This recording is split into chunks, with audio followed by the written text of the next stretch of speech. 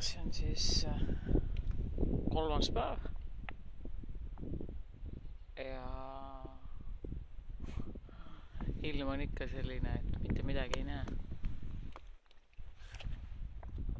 Õnneks lubab see olla, ilmateade väidab, et see on viimane päev ja homsest on päike. Ma loodan, et mu asjad saavad ära kuivada. Niiskus on nagu 1000 umbes. Õudselt niiskune. Kõik haisevad niiskuse järgi.